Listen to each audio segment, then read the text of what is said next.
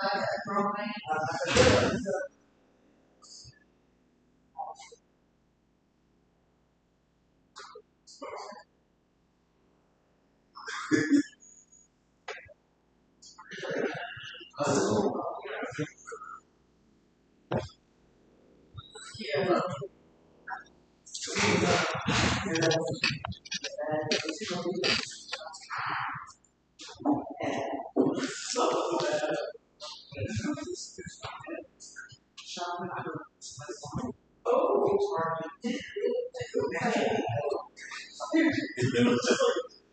he cracks. He cracks.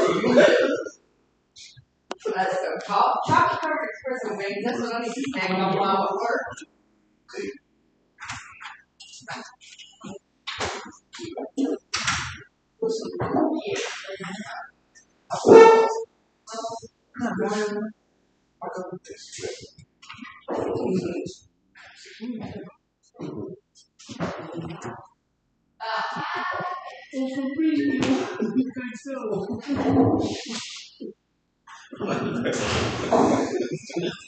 Sometimes you got to trip.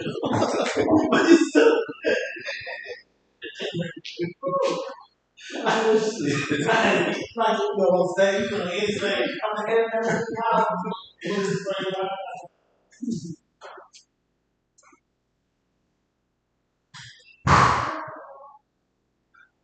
All right, we have sign-in sheets. I ain't seen it yet, sir.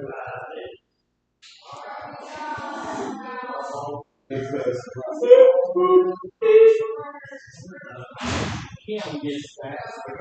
I don't know.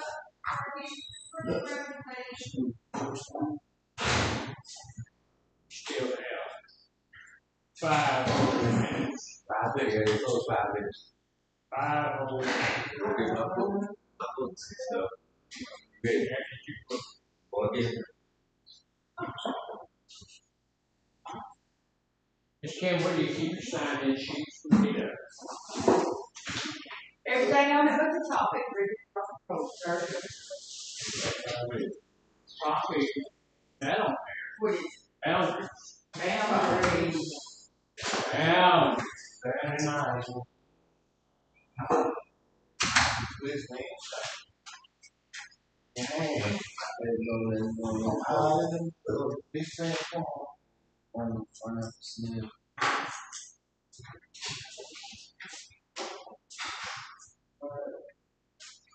Thank you, ma'am. You do good work. For a young lady. For a young lady. I like the way you talk, sir. A young lady. I have underwear older than you, so.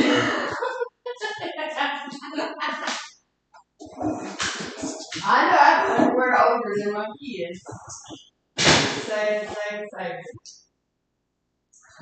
You know the lady in our church that does the treasure work? Yes. Miss Cindy? Yes. Somebody told her daughter that she looked like she was, she said, how old is that lady? She looks like she's what, about 38? And her daughter, Natalie, is 31. Yeah. So she said, no, that's my mom. She didn't have me when she was 7. Yeah. Right. That's how people used to do me and my mom. My mom always looked really young. And then she had me young. She was 18. But everybody always thought she was my sister. Always did. I said, oh Lord, I pray I age like my mama. That'd make you feel good according to who you are. If you're the daughter, it kind of makes you feel like, how old they think I am? 1, 2, 3, 4, 5, 6, 7. Ready to go back to Alabama. Going in October. I'm going next month. I got to get with the kids' dad to figure out what day so I can ask for some days off. Yeah, I got to figure that out myself. We have yearly thing. Association at our church first Sunday night. So I can't go. So you can't go there.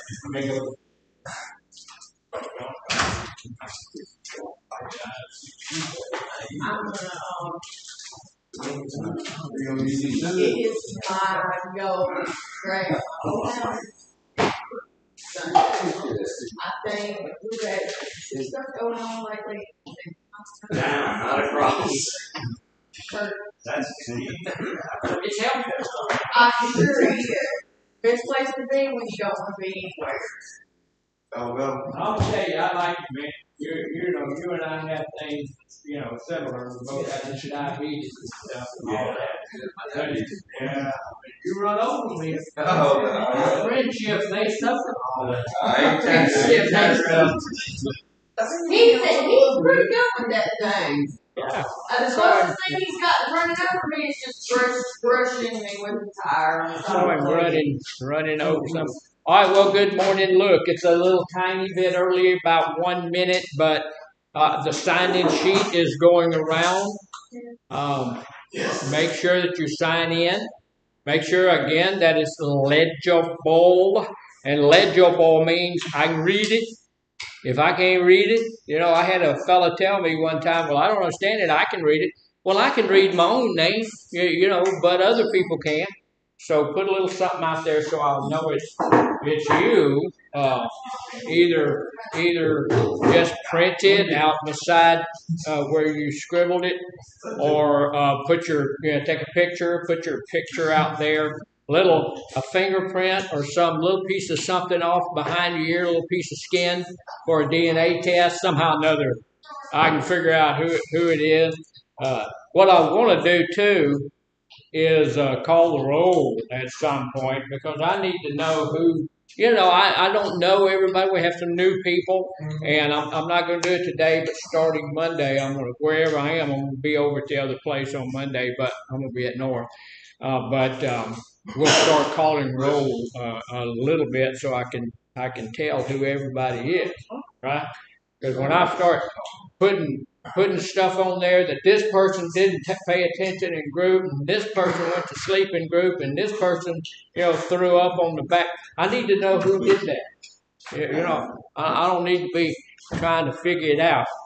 So at North today, of course, when you fill out your stuff over there, your sign-in sheets and all of that stuff, put them in my box, or have somebody put them in my box for me. Thank you for all of that.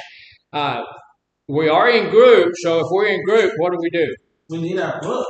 We need our books when we come to group. Also, we're going to start probably next Monday. We're going to start putting some things in that's going to be not necessarily, we don't want to call them rules, but there's going to be some expectations put in place starting next Monday. Snacks, snacks are great, right?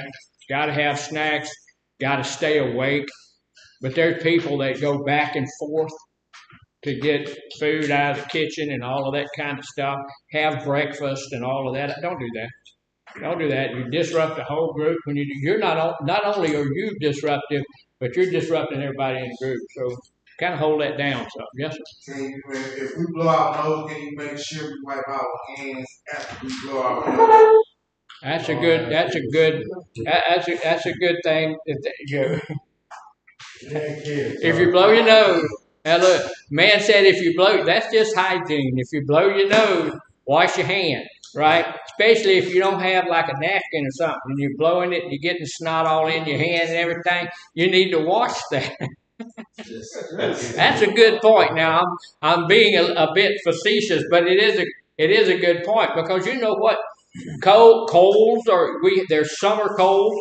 Colds don't just happen in the wintertime. There's COVID mess going around all over the world. Right? There's all kind of junk out there, and they tell you all the time the best way to deal with that is wash your hands. Mm-hmm.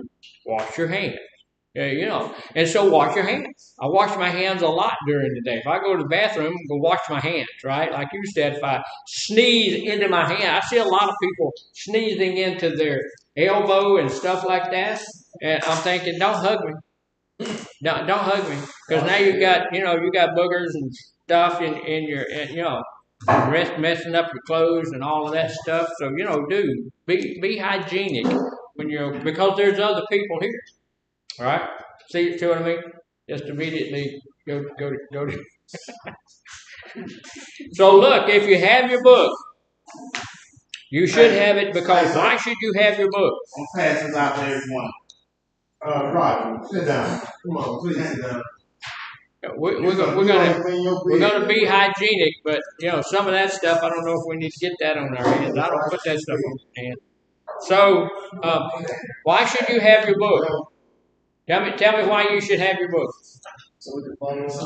Say it again. So you can follow along. That is true. Anybody else?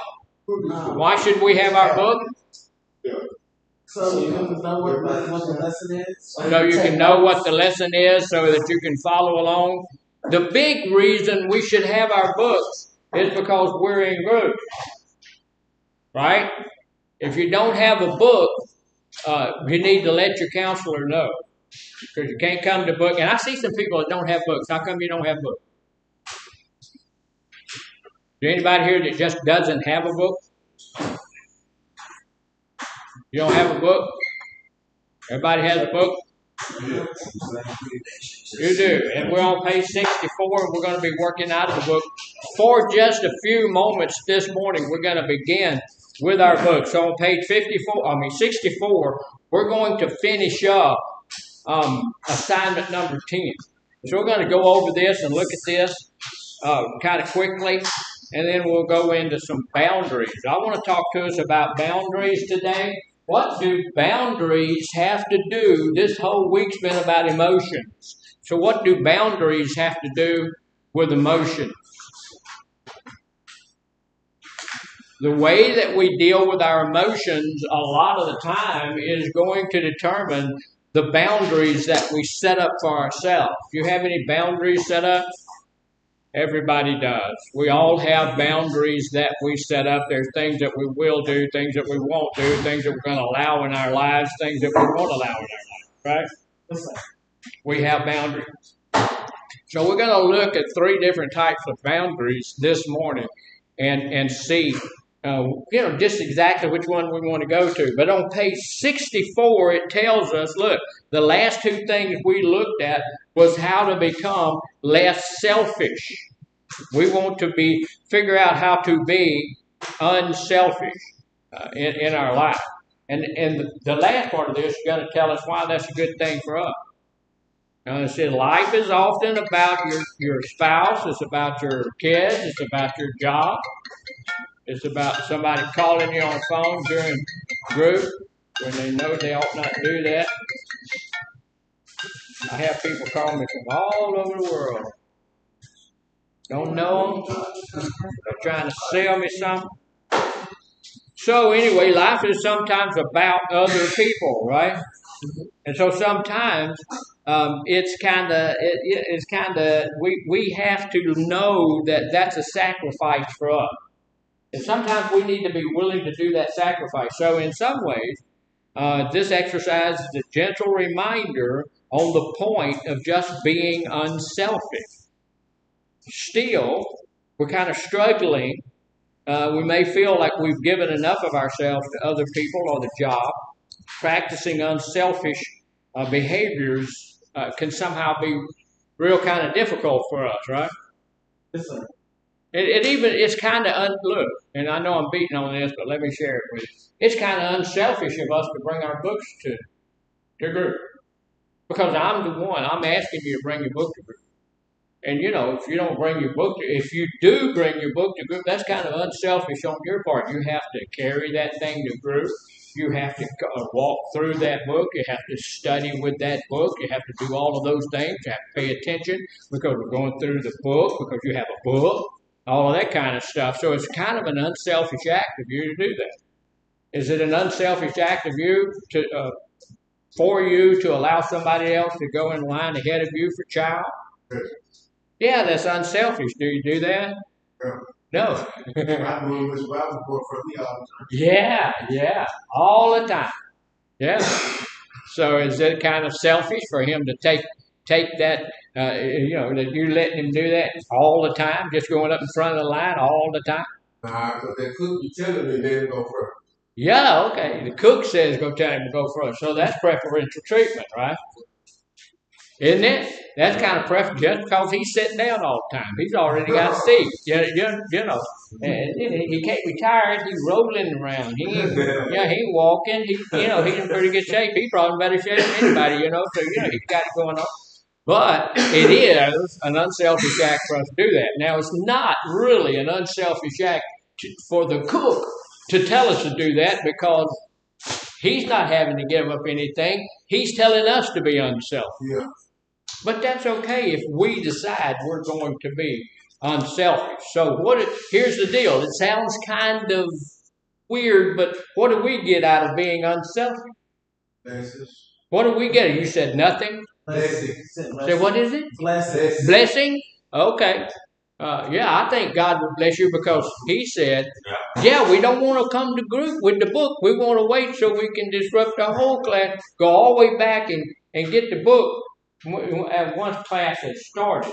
That's the way that works. But God said, look, it needs to be, this is the way he set it up. It's supposed to be God first.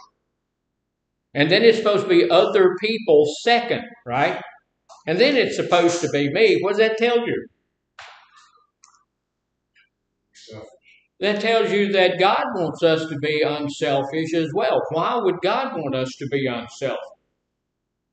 He knows it's good for us. He knows that good things come from me being unselfish. If I'm selfish, why is it important for me to be to get to a place where I'm unselfish? Y'all remember us talking? Now I think I was at North when I did the thing on narcissism. Y'all remember what a narcissist is? Selfish. Say that again. Selfish. Selfish person, yeah. A narcissist is somebody that just cares about me, just cares about ourselves. Somebody at North the other day told me not vividly, they use another word, but seriously in love with himself. Just looking out for number one. And I'm not even worried about the fact that there is a number two. I don't care. But see, we're supposed to be number three. If we think about it, God said him first, other people like my family, my children, my friends, my co-workers, all those people are supposed to come first. If you want to find out if somebody's unselfish, buy 12 donuts, put them in the midst of 13 people. See what happens. Now, I've seen people, the other day we had a thing at church and I saw this lady come over and there's one younger, we had some banana pudding. How many people care for banana pudding? You like banana pudding? I like it. This young lady got a bowl about that big around and she filled that thing up with that. She took about half of that plate of banana pudding. I'm going, okay, that's pretty selfish, wasn't it?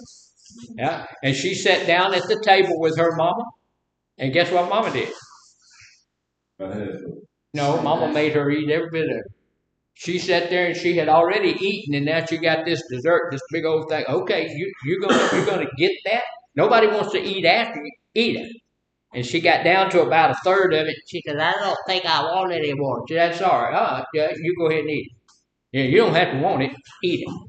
So, that I'm hoping that helped her learn that, hey, being selfish can sometimes be detrimental to me, right?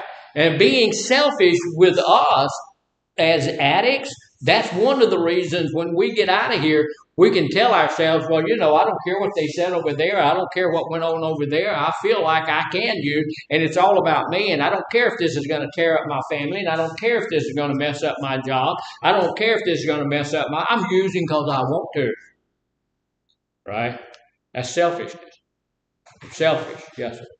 So, vanity, Bill.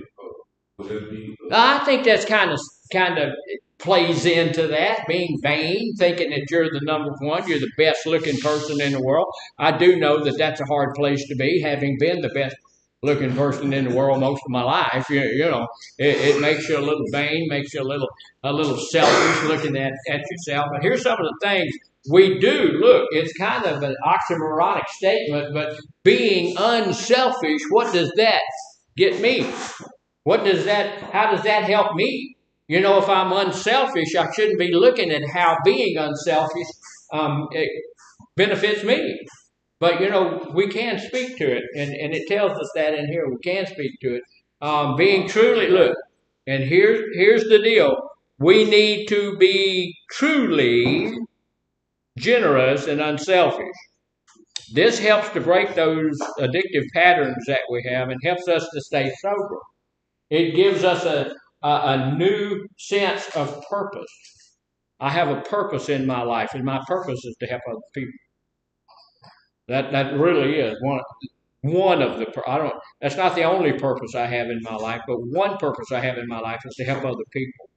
So we're going to look at this down here for just a minute, and it's going to say how becoming a less selfish person can do some good in our own life. Why do you think it might help us to live a happier life if we become more unselfish? Nobody? Well, some of the things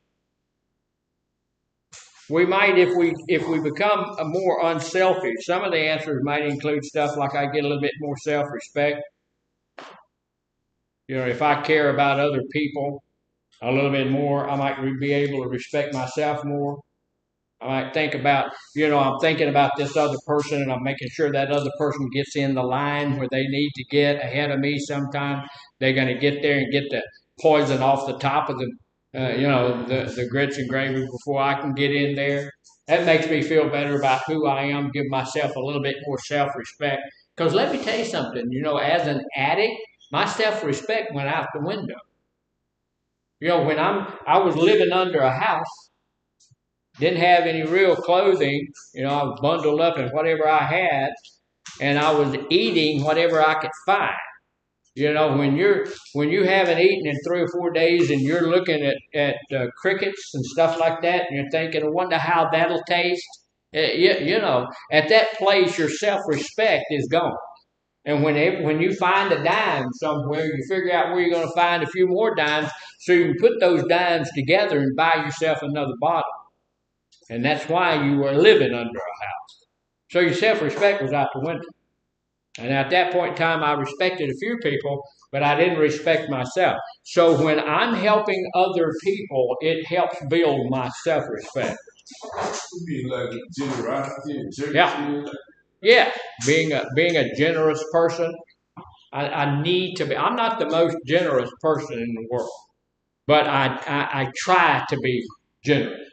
I want to be generous. I'm very conscious that I need to be more generous. So when somebody asks for something, I want to be the first person that's going to give them something, because I need to work on that in my own life, right? I don't need to be selfish. I want to make sure that I give them what I can. You know, sometimes I give them stuff I can't. Yeah. It could be altruistic and virtuous. Yeah. Be altruistic and virtuous. He looks down through the week, gets in the dictionary, finds some words. Mm-hmm. Altruistic, be virtuous. I need to be, and what all that means is just being a good person and looking out for the other guy. You know, this world does not revolve around me. I'm not the only one. There are other people out there. And it says, okay, here's some of the things that's going to help me. It's going to increase my self-respect. I'm going to care. If I'm caring more for other people,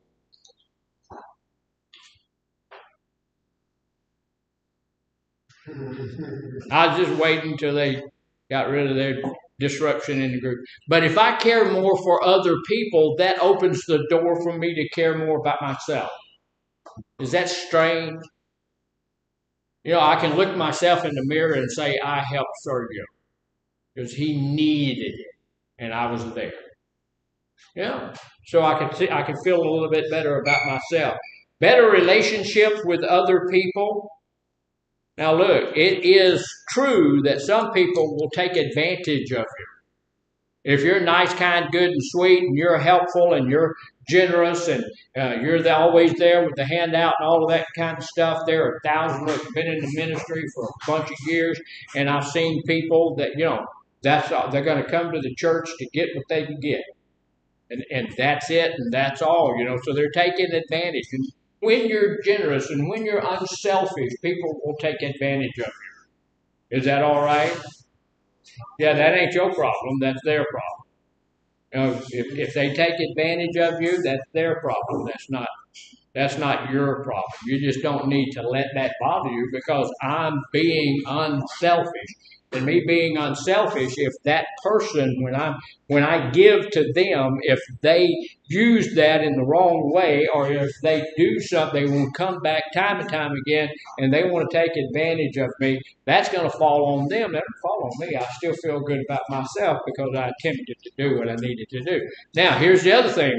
When I'm unselfish like that and people are taking advantage of me, when you recognize that, should you just continue to do it? No. At some point, if people are taking advantage of you and people are not real, then you need to just let them know, okay, that's the end of that. Not going to do that.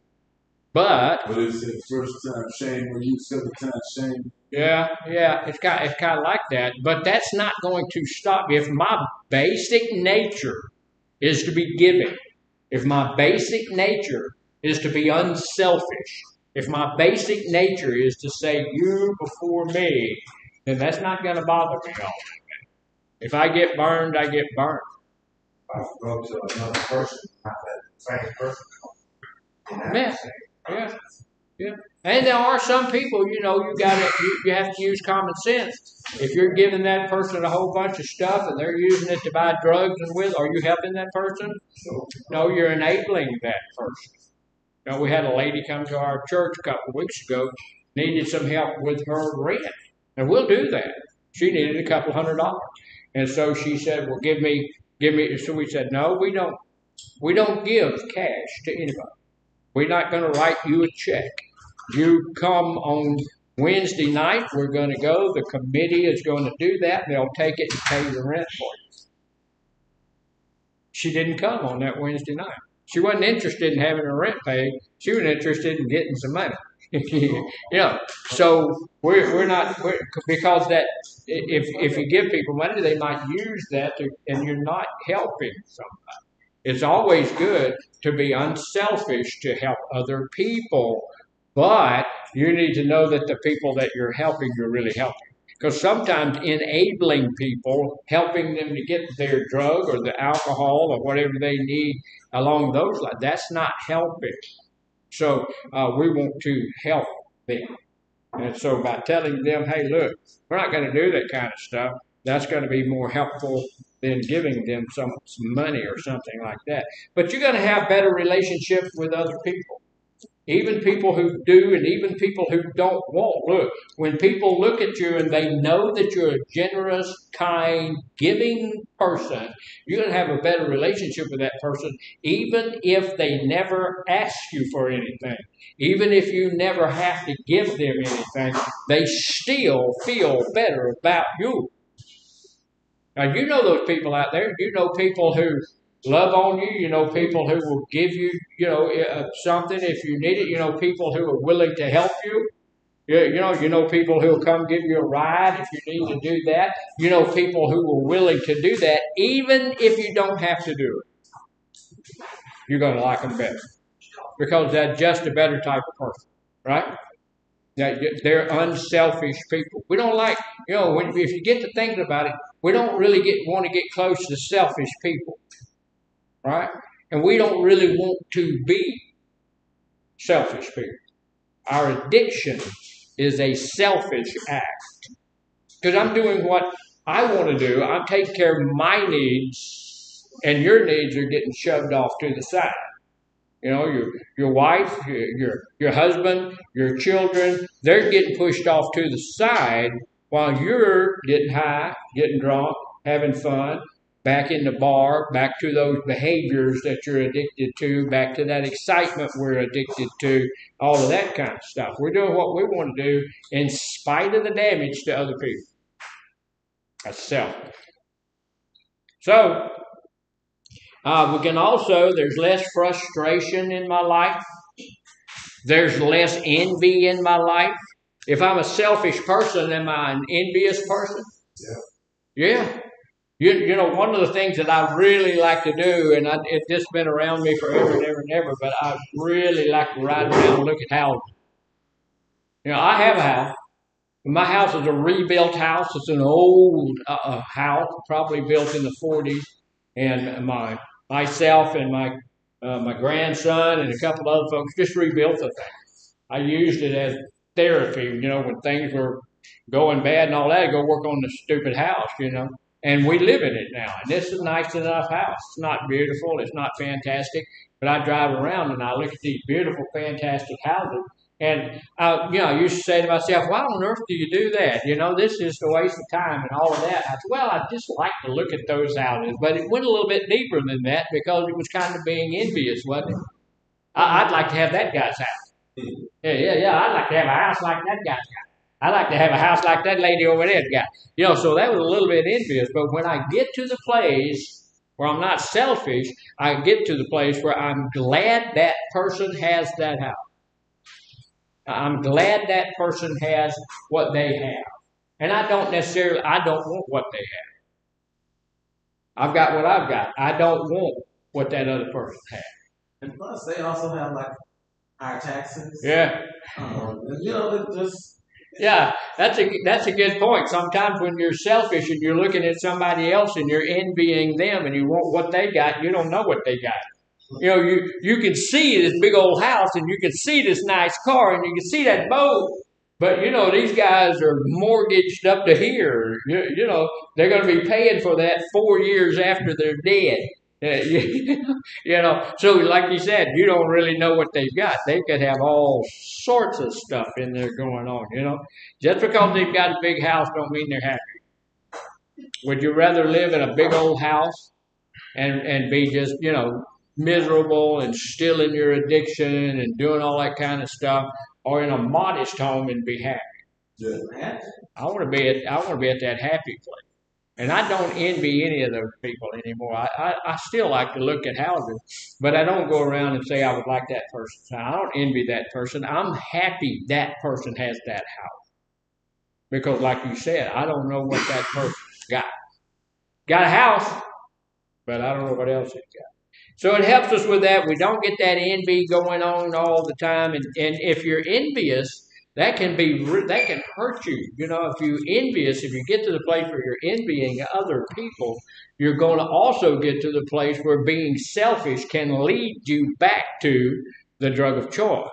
You know, I don't have what they have. Oh, me, poor little me. I'm a victim now. I need to go maybe and use some drugs. Because I'll tell you, even if I'm envious of the people that have the big old house and the big old car and the big old boat, once I get high, all that goes away, right? I'm high. So I don't care about all of that stuff. I live in my grandma's basement, you know, and eat ramen noodles, and I'm all right. Yeah, because I don't have any ambition now. So, it says, look, that'll be a way we'll have it. Look, and here's the other thing. We can have a better connection with our spiritual guide.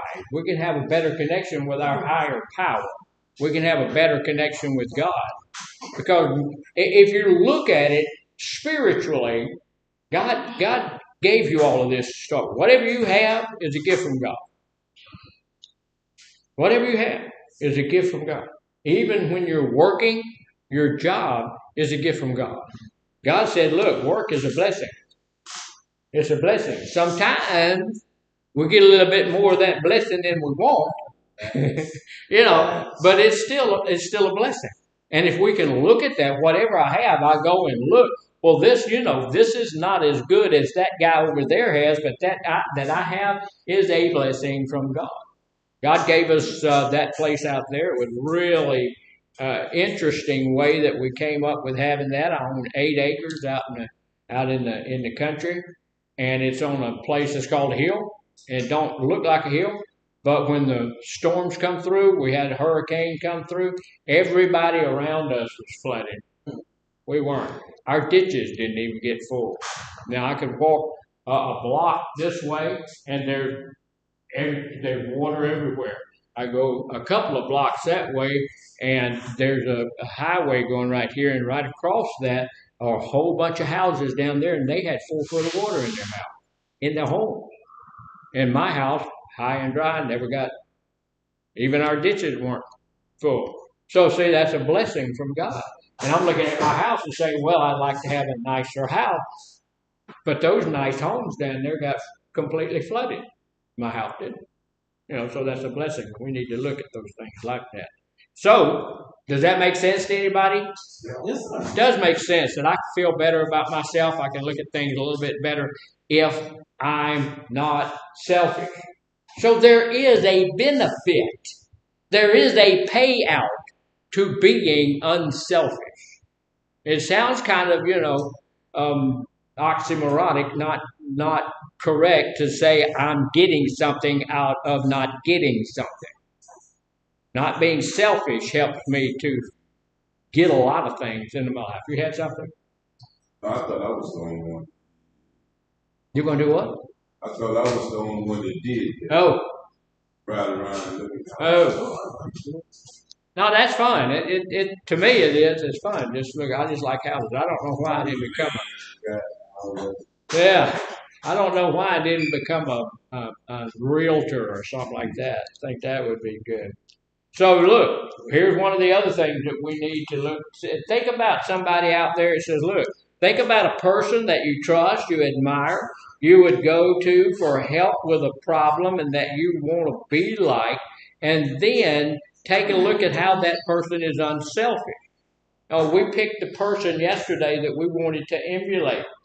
Did y'all remember that exercise we did yesterday? Who do I want to, who's out there that I would like to be my role model, right? I picked Martin Luther King for several reasons. Because he's totally unselfish. His whole life he lived unselfishly. So he's just one of my role models. He's pretty fair preacher as well. Not as good as I am, but he was a pretty fair preacher. Yes, sir. Mine would be Nelson Mandela. Nelson Mandela. Yeah. He has a lot of really good that guy was completely unselfish. Set in prison for a whole bunch of years because he was unselfish. He was doing something for other people. And you think, well, that's not good. But when he came out of there, after 20 years he was in prison? 27, when he came out of prison, what happened? He became president of South Africa. He came out of prison early after he would not back down. Right. But they wouldn't let him go. So he wouldn't have to do the further.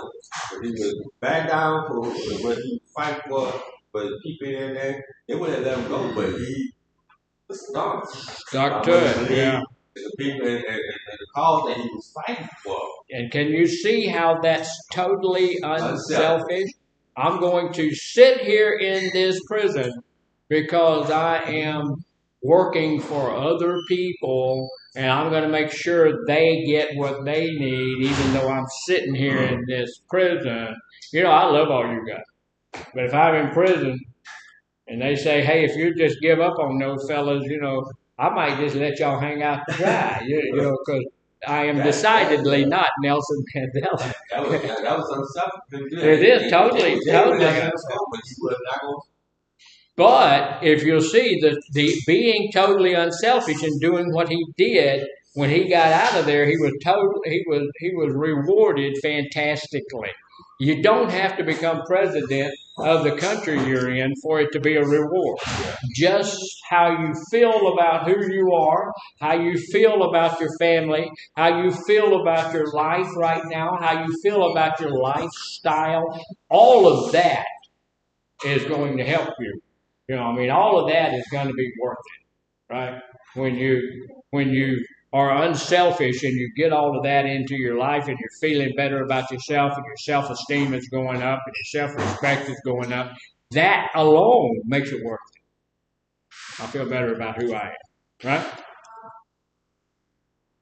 Okay, here's the deal. The word genuinely in the title of this activity means something. It means that your unselfishness has to be real. Look, let me share something with you. I'm not being mean, nasty, and ugly, but most of us are not unselfish right now. When we're in our addiction, when we're trying to get through our addiction, when we're trying to get away from that addiction, we're not unselfish. When we're in our addiction, we are very selfish people. A lot of times in early recovery, we're still very selfish people. So this being unselfish has to be a genuine thing. What does that mean? It has to be real, right? So how do we get that unselfishness to be real in our life? And look, there are outliers out there. There's some people that they're going to be selfish the rest of their life. They don't care about it, and they're not going to work on it, and they're never going to be unselfish, and that's them. So we don't have to look at those people and say, well, I'm going to be like that. I want to be like Nelson Mandela. I want to be like Martin Luther King. I want to be like somebody who shows that they were completely unselfish. They were thinking about other people, right? So how do we make that stuff real in our life? Yeah, do it at practice. How do you become a good basketball player? Practice. How do you become a good cook? Practice. How do you become somebody that's unselfish? Practice. I told you all the story yesterday about my friend who gave me his couch. And he gave me that because, remember, he told me he was a selfish person. And like we all are. He just figured out he was a selfish person. And so as a selfish person, he had to give away stuff to get himself to being selfless. You also said that his wife was upset. She wasn't happy about it. So that was going to be narcissistic and selfish. She wasn't sure.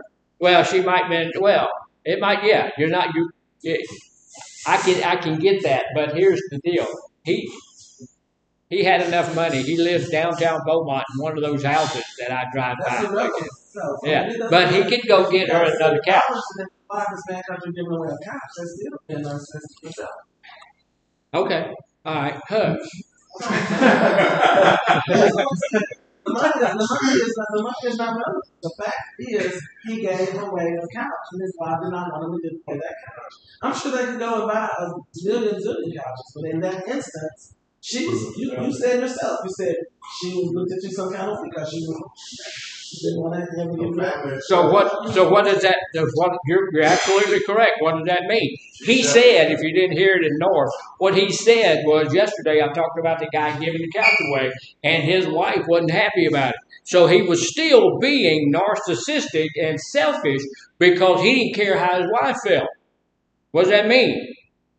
What does that tell you? Just like he said, he's still working. He's still working through his selfishness. Right? He still had an issue. So okay, we're gonna look. If we're selfish about our use of drugs and alcohol, we're selfish about whatever it is that's in our life. We're going to have to work on that. And that, it may not go away overnight. And he's entirely correct. He was still in his issue because he was doing something his wife didn't like. So he didn't care that she didn't like it. He did it anyway to make himself feel better about himself. Okay, so that means he still has to work on it. Go ahead. I agree to disagree. The wife was used because they say the Bible supports it, but the son, you give every time she.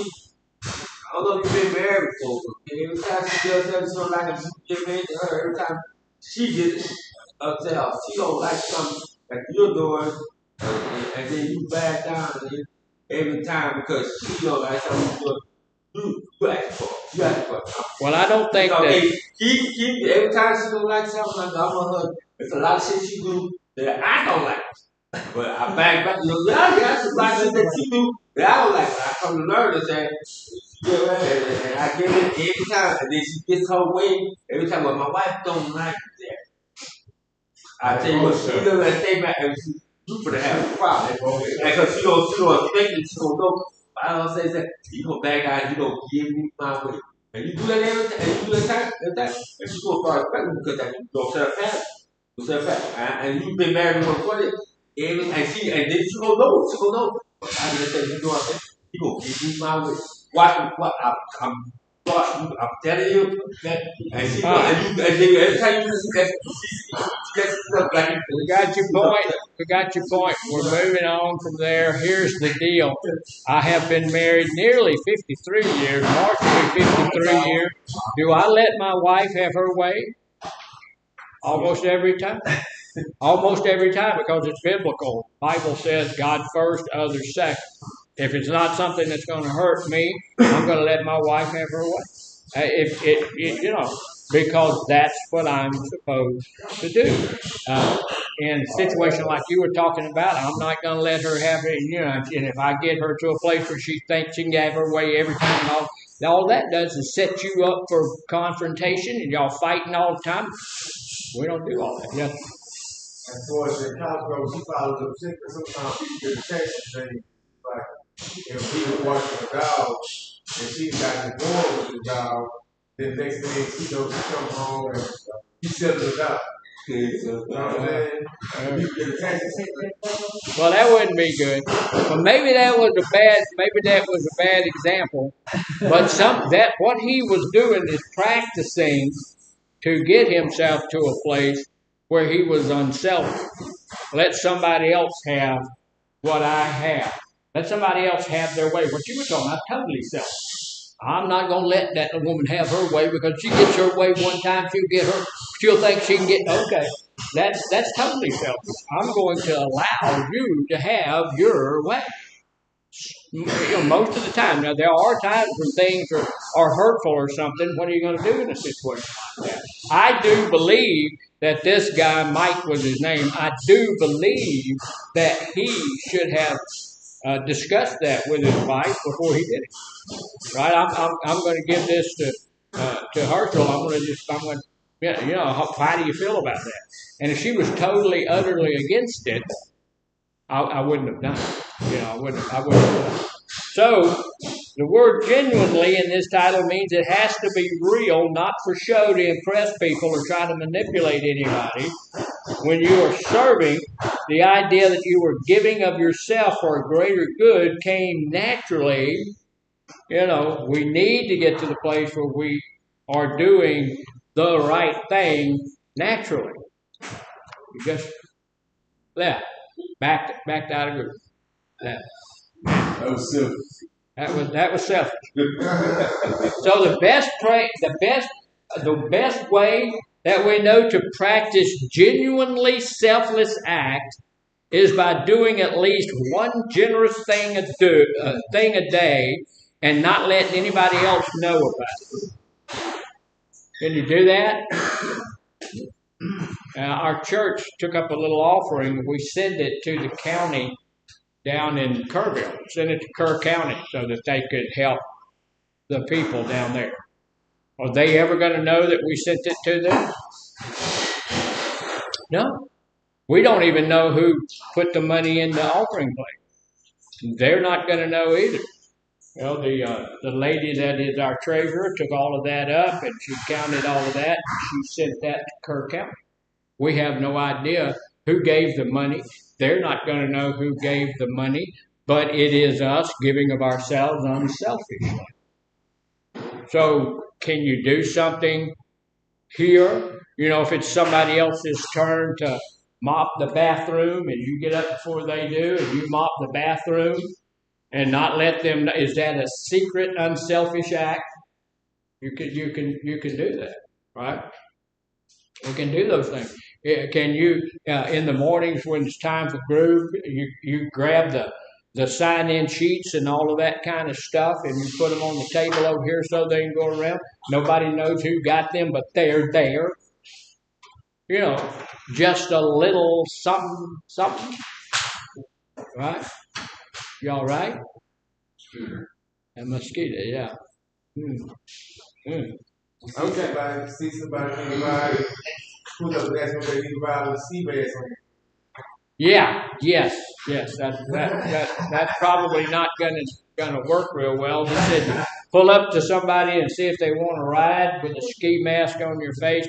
Don't do that. Don't do that. It's not unselfish. That's be selfish. Some of the generous things that you could do each day without anyone else knowing, it's important to do it, and do it without the person you're knowing it for knowing. If you do that, look, what does that mean? It said in there to do that one generous thing a day. What is that? We've already talked about it. Yeah, you can turn it into a habit, something that you do every day. Routine. Yeah, and it's practice. We said you have to practice being unselfish in order to become naturally, normally unselfish. For people to recognize that you're just an unselfish person, you have to be practicing that. So if we do it every day, it's something we do. We get up, we brush our teeth, we figure out what we can do that day that's unselfish. That's a good plan.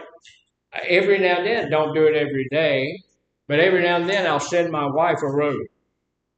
Now, I don't put on there who brought the rose. There's a company that will carry the rose to them. My wife used to work. She doesn't work anymore, but I would have them take her a rose to her place of business. And I will tell you, there's 7 or 8 people who worked in there with her, and when she received that rose, man, all of those people were just aghast at that. Hey, well, somebody sending you a rose and all of this stuff. Now, I have in my mind, I think she knew who sent her the rose, because every time I sent her that, she'd come home that afternoon, I got my rose. Yeah. So she knew I was sending it to her, even though I didn't put my name on it or anything like that. And I'd always play with her and say, what rose? Yeah, what do you mean? What rose? But I'm going to tell you, we can do a little something, something every day. You know, we look at ourselves and say, well, you know, I can't do it. Yes, you can. Even here, even in treatment, just like you know, let somebody go in ahead of you and stuff like that, just little bitty things every day. And before you know it, you'll get up in the morning and you'll be looking for something to be able to do to get yourself away from being a selfish person that day. I saw the other day, I saw a lady open up some cookies and just kind of start handing cookies to people. Is that unselfish? Yeah, because I don't have to give you my cookies, right? I don't have to give you my stuff. I don't have to give you my Pop-Tart. I don't have to do that. But there are some people who don't have as many funds as the other people.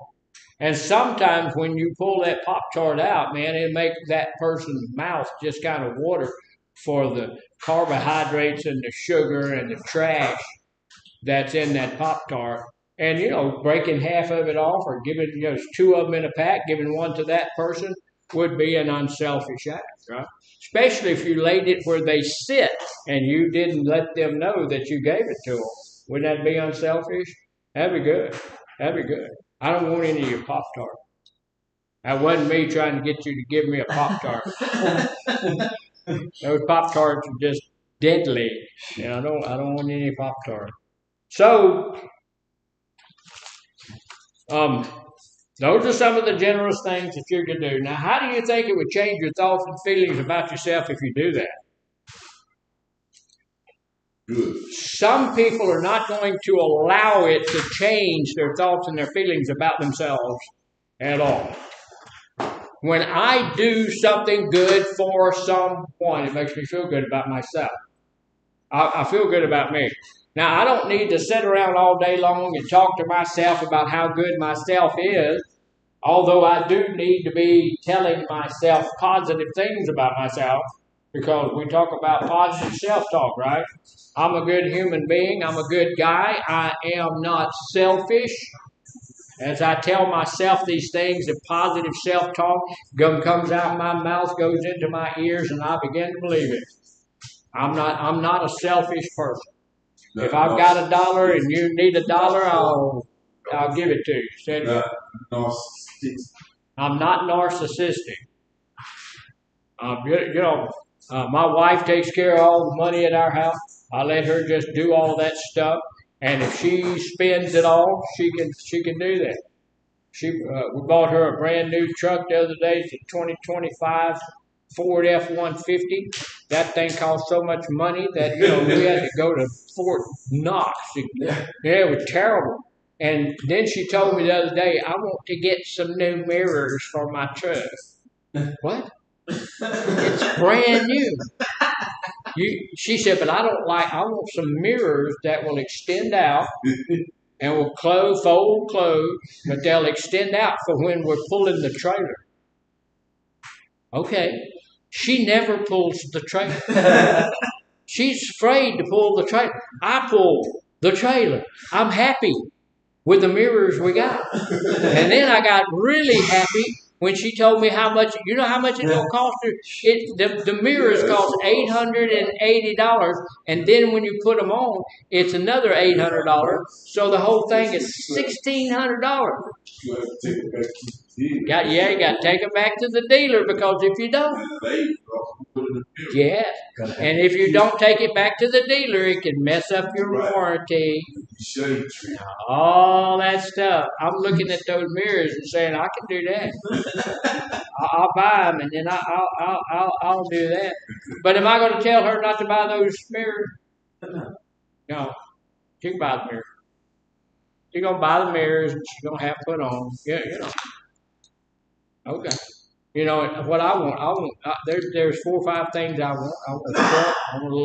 I want an old truck I can drive around on the ranch. I want a Volkswagen Bug that I can drive around just because I want a Volkswagen Bug. I want to buy me a little sport airplane. And so I'm going to do without those things so she can have her stupid mirrors. Right? So, do you think it would make a difference? Say that again. Because you got 69 road runner. Do I do what to road runners? You sell me 69 road runner. I don't have a 69. You see, you had a road. No. I had a 68 Dodge Charger. No, I mean, so. Yeah, I don't have that. Right now in my yard, I have a 1960 Rambler. Oh, right. Yeah, and it's a pretty interesting vehicle. What's that? What is it? The Ford AMC. A Ford? No, it's a Rambler. AMC, American Motors. Way back in the day, they made Ramblers and Nash. Yeah, Nash is an ugly little car. Look it up. Googleize it. So do you think this would make a difference in your ability to live the life you really want to live? I want to live a life sober. I want to live a life where people respect me. I want to live a life where I respect myself. I want to live a life where I'm okay with me and I'm okay with what I do. And being selfish, if I stay selfish, if I remain who I am not going to be able to live that life. I'm not going to be able to. If I get out of here and I go back to my life, my same life that I had before, but I go back over there with the same selfish intentions, the same selfish ideas, then I'm not going to be able to live a sober life. Right? Think about that. It's not, look, this sometimes is a lonely thing, but it's not all about me. There's other people out there. And here's the deal. Now look, y'all don't get upset or anything, but if you don't believe that, you really don't have the ammunition to remain sober. You're going to get out there, you're going to decide that, you can and you will. I can't, so I won't. So that's up to you. So, keep losing and playing. So we need to have a plan to become unselfish in our daily life.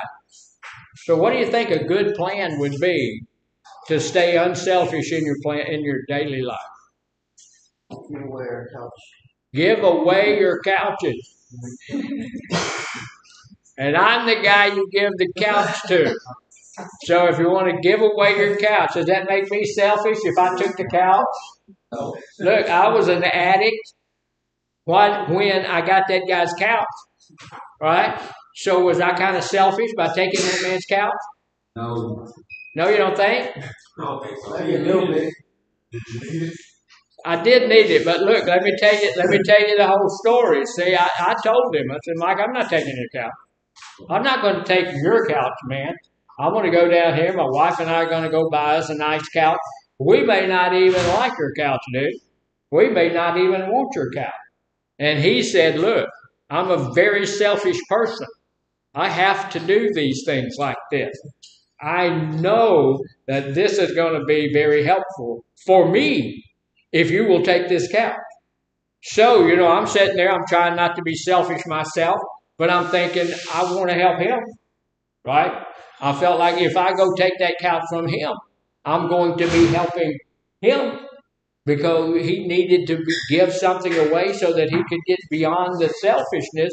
And if he didn't get beyond the selfishness, is he going to relapse?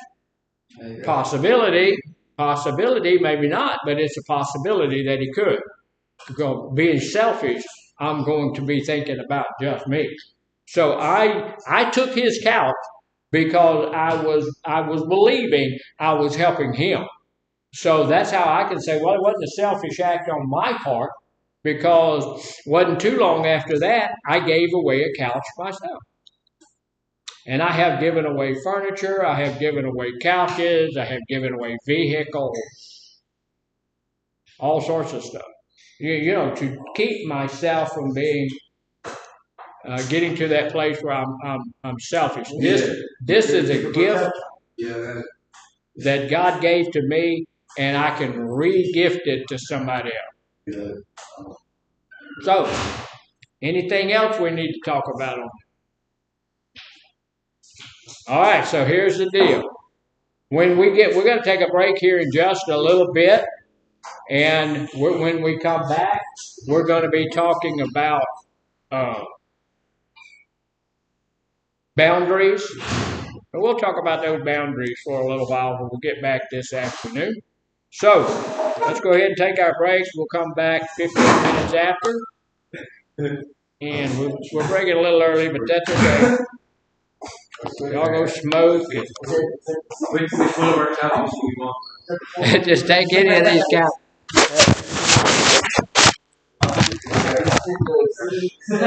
It's awful nice of you to be willing to give other people's stuff away. No,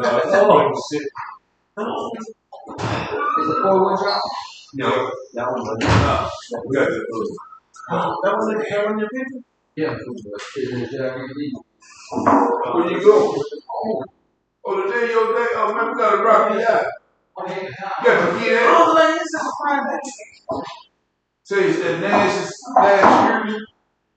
Say to me again. Of course, you got a Nash Uni. No. A Nashville, I have a Rambo. You say you got a Nash Uni. He said a Nash. Your Rambo coming in there. She's not made. I know oh, that's right. Thanks for calling. I love it. I know you man. I know random. I'm watching Barry Jackson. Wow. You watching Barry Jackson? Was it black? Yeah. Doctor. That's not nice. I like the rapper. I see that. Been one of my sing by good ones.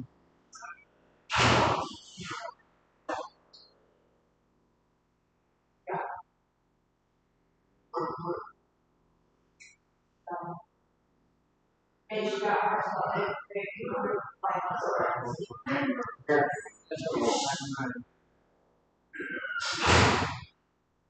What is it, 12?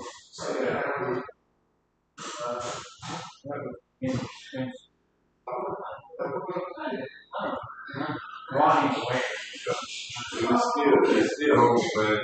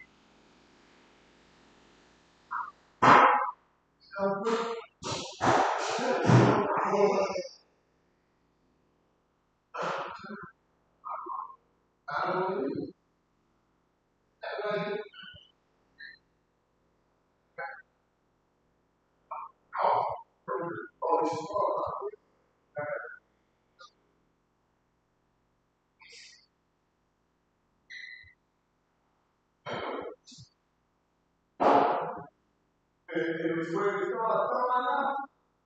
It's the water and even over there. It's that you put the wood in that. Yeah, it's going on.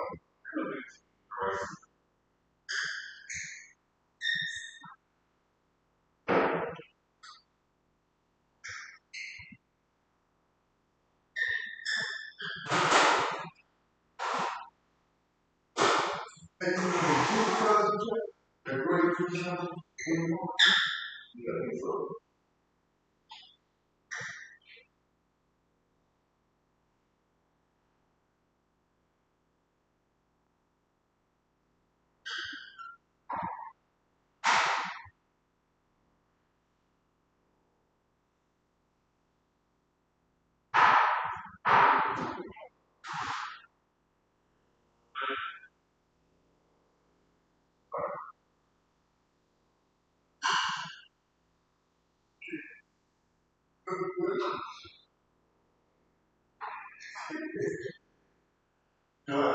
Seven, something.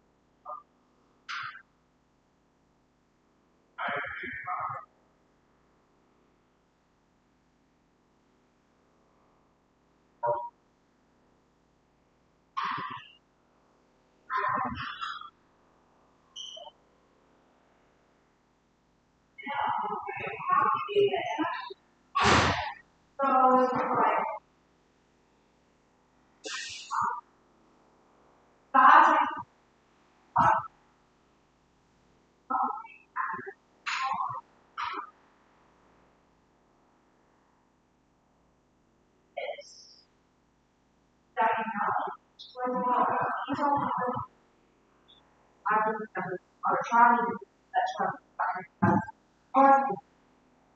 like, well, he's literally trying to do the truck thing today.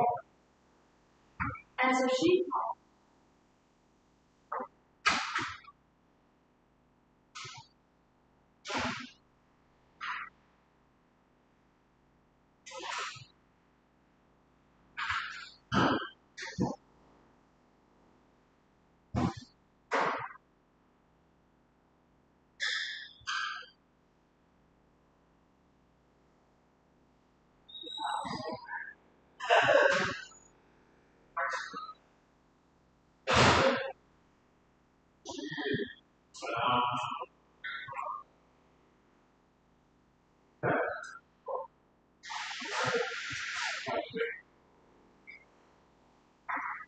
I'm gonna put you better parents. Yeah, I went to this. I got some church brothers. And some little. I forgot that I had that in my.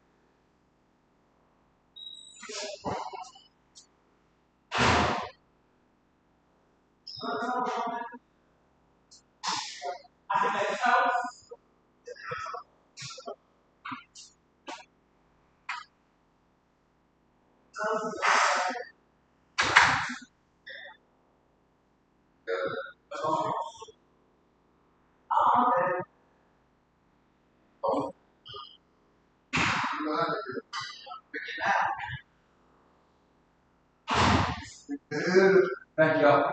See you later, sir. I'm done. Keep it real, baby. Keep going.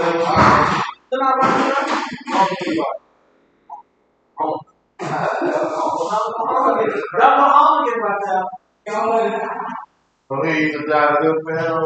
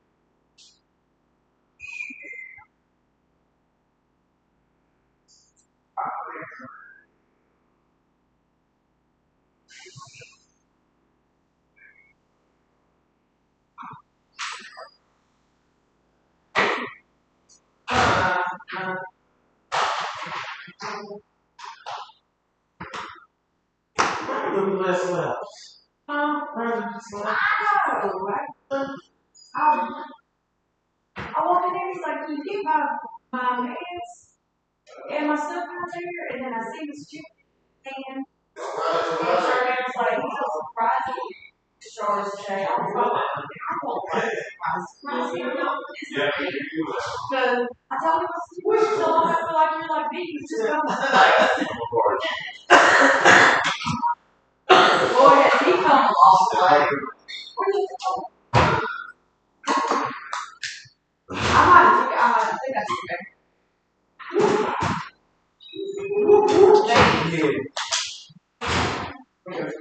I think I did. I think I did. Because I was afraid somebody would get it.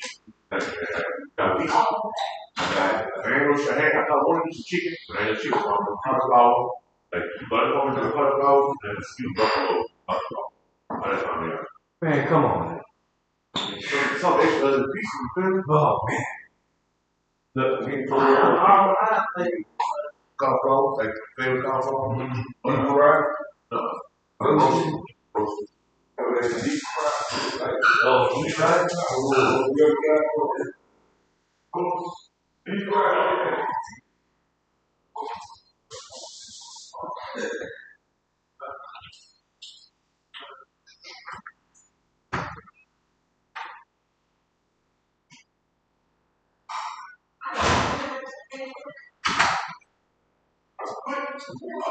Like that, you?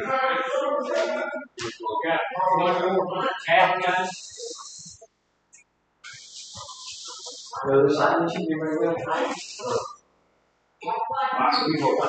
Okay,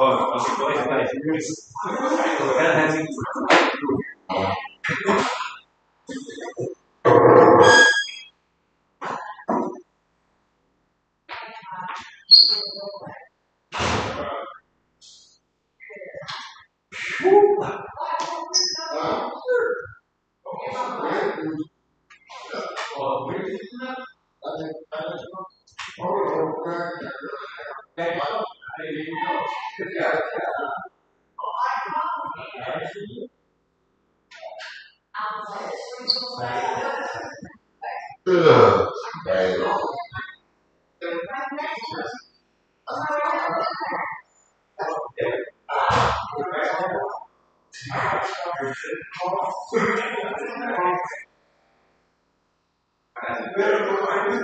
Get some like giddy up. Yeah.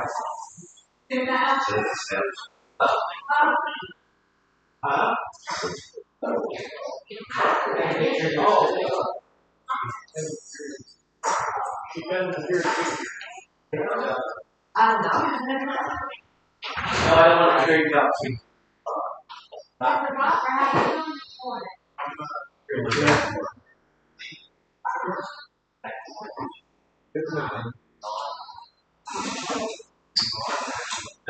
S-O-L. S-O-L. Sweeten it up. Very good. I don't want sour coffee.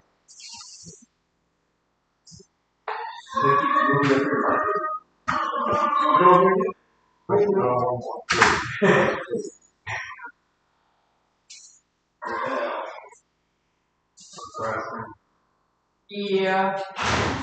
Thank God for sugar though, Oh, yeah. because that sugar helps. And that's the good coffee I put there. Uh-oh, I think he's down. Yeah, I did not jack up on Mountain Dew. I jacked up on coffee. Oh, jacked up on Mountain Dew. I know that kid. He lives in the town I'm from, and I didn't know that. It's so crazy, and I met him. Yeah, the kid, that little kid, that little kid.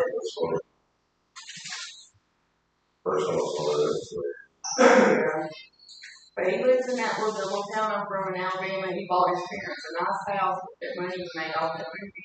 Or his parents bought themselves a nice house. Yeah. Just for that name, you're going to get jacked up on Mountain Dew, baby. That's hilarious. You didn't make enough time to buy a house. I bet. Crazy with me. Now, he's going to sit these down and mix them up again. Daggum.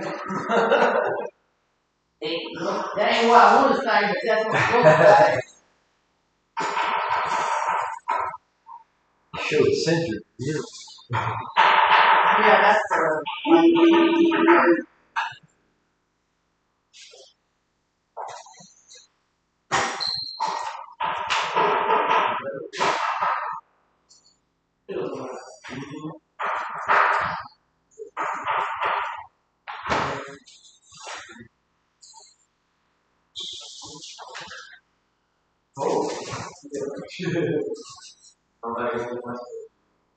I don't think I can wear my sweater. That's what she says, jeans. Like cold.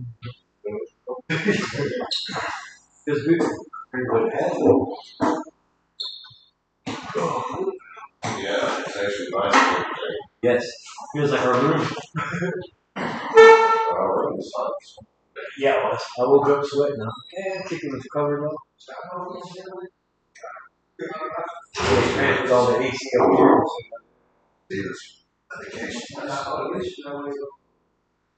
That'll be in another week.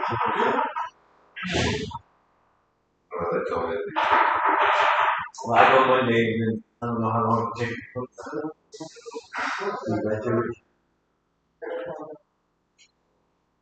The T-Rex on? Yeah.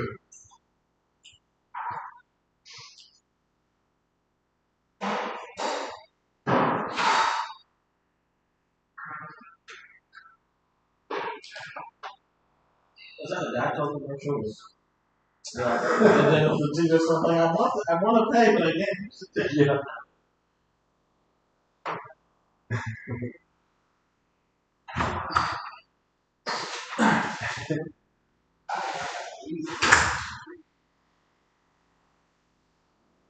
Alright, let's get her done.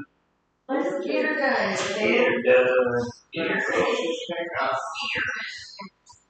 Fine, man. Hey, we're about to get this calculator. Hey, get up. We're going to get a calculator.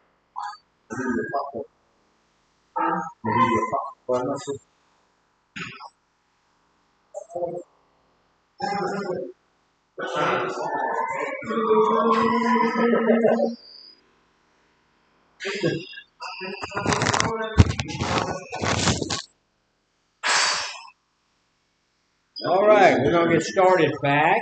You have to join the group. Thank you. If you're not in group, come to group. Thank you for bringing your books back to group. Appreciate y'all.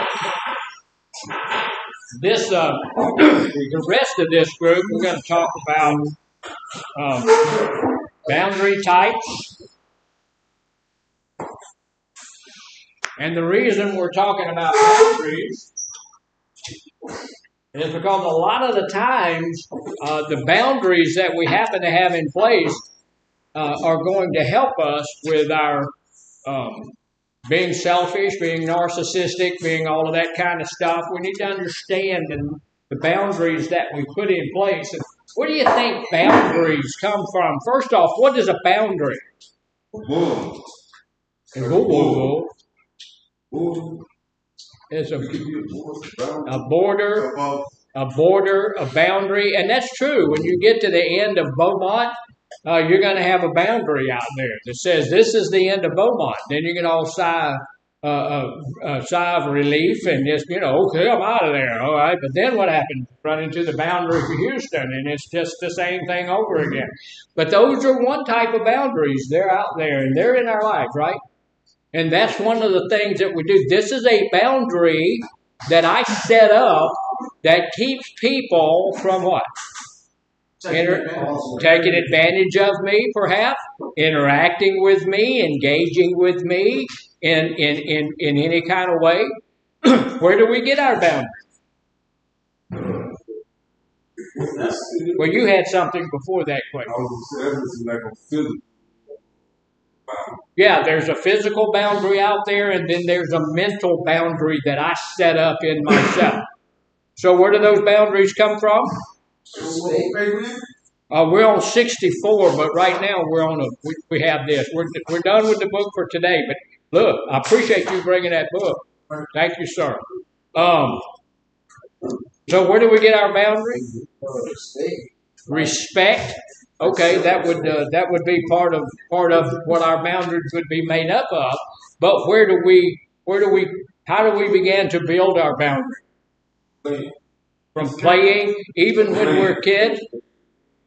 Yeah. Experiences that we have. Hurt us or whatever. Somebody's hurt our feelings or something like that, or hurt us physically. We began to build boundaries. We begin to build boundaries when we're very young, when we're in kindergarten and stuff. We know we don't want something to happen to us, right? We know when we're in kindergarten, we don't want to take naps. Right? The teacher's making us take naps, and we don't want to take naps. So that we began to build a boundary because of that, right? And then as we grow up, we have set different boundaries that we build. In our addiction, one of the things that happens to us, especially when we're trying to live a life of recovery, is that we allow people to cross our boundaries. And when somebody, look, one of my boundaries is I don't allow drinking around me. Nobody drinks at my house. Nobody drinks on my land. Nobody drinks or smokes or any of that around me. We don't do that. Right? I don't. Addiction is not practiced in my home. That's a boundary I have. And I have a lot of friends come over. My wife likes to. She used to really love to entertain. Now we do it a little bit less, but she still does it. And you don't come here drinking. You don't come here smoking. You don't come here cussing. This is my place, right? I make the rules and all of that. So I have boundaries set up there. Yes, sir. So you got no trespassing. Well, no, I don't put up any I don't have any no trespassing signs, but I do have this understanding that in my place we don't do that. I have set up that boundary. You pay the bill. I do pay the bill, so that's my place. So I have the right. Plus, this is my body, right? And we all have about a 2-foot sphere around us that is our sphere of influence. You know, if you get within this sphere, then you're in my spot, right? Have you ever met somebody that was a close talker? Wanted to get right up next to you? Right. My grandson's like that. Or he used to be, at least when he was younger. I don't know about him now. He's off down in South Texas. But I was cooking something. Grandma was gone somewhere, and I was making some eggs or something. And I turned around to ask him how he wanted. He's right here. You know, right there. You know, right in your face. And that's a close talker, and I don't like that. That is within my boundaries, and I don't want you to be within my boundaries. I don't want to know what you had for breakfast. I don't want to know when we were talking about this yesterday a little bit. I don't want to know if you washed everything or not. I just don't want you that close to me, right? I don't want that to happen. Now, you go to our church. I'm going to tell you, we're huggers. You know, everybody there in the church, we just start. They're going to hug on everybody. That's just part of it. You know, we love everybody. We're going to hug everybody. So some of those boundaries have to come down, right? When I've got a lot of elderly people in our church, and we've got these 85-year-old, 90-year-old ladies, and if they want to give you a hug, you're going to. Right? So you're going to have to pull that boundary back a little bit. We also know that our boundaries are different for different people. We have some boundaries that are the same. These boundaries are always going to be the boundary that you cannot drink around me. That's for everybody. Right? That's for everybody. But for my wife, those boundaries are almost non-existent. Right? We've been married for 52 years, so if she wants to hug on me, she can. You know, if she wants to kiss me upside the head, she can do that. She'll slap me upside the head. She's been known to do that as well. Those boundaries are just almost non-existent with her. But with most other people, they are there, and there are boundaries. Now, there are three different types of boundaries that we're going to talk about, and then, we'll look at our own personal boundaries and see what they happen to be. Do we have boundaries? Yeah. Everybody has boundaries, right? Everybody has boundaries. We've started building these boundaries from when we were children up till now. And so we need to know that we have boundaries. Sometimes we need to repair our boundaries, right? Sometimes we need to set boundaries. I've seen, we have boundaries that are in here, and I've seen some of those boundaries violated. And what happens when those boundaries get violated? You get reported. Somebody's going to yell at you. I'm going to tell you this, that if we have this is a no-touch facility. That means you're not supposed to go up and touch one of the counselors. You're not supposed to be hugging the counselor. You're not supposed to be doing those kinds of things. Sometimes we want to because we just really respect them or really love on them and we want to hug on them. Can't do that. So if I see it happening, if I see that a violation of that boundary, I'm going to tell you, stop it. That's a violation of a boundary. You need to quit. And so, but do boundaries get violated? All of the time. People, look, a lot of the time, people, especially people in their addiction, in the middle of their addiction, are going to see just how far they can go in your boundary. They're going to push it as much as they can, yes. We're emotional people. Yeah, yes. And so those people, we need to do what with?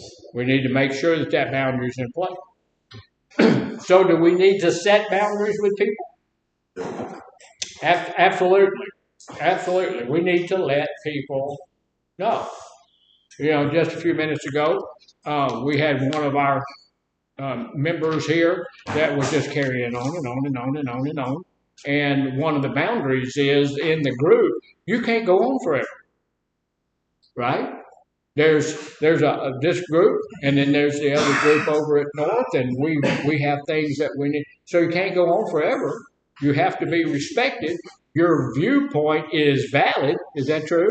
Everybody's viewpoint is valid, but at some point you got to give somebody else an opportunity. So that boundary has to be put back up. Pass the mic. Yeah, pass the mic. Right. That's a good analogy. You have to pass the mic. So people do make their own boundaries, and they are encouraged to make their own boundaries, and we do. I have mine. You have yours. Miss Kim has her boundary. Yeah, everybody has their boundary. So what type of boundary do we have? Now there are several different types of boundaries, and we're going to talk about them. We don't have a lot of time to do it, because I find myself rambling, and I apologize for that. But we're going to look at them. We have up here porous boundaries and rigid boundaries, and then healthy boundaries. What do you think a porous boundary would be? A porous boundary? Oh, yeah. What is this picture, first off? The guys at North can't see it very well. What's this picture? A boundary that has holes. A boundary that has holes in it. That's exactly what a porous boundary is. So what's it?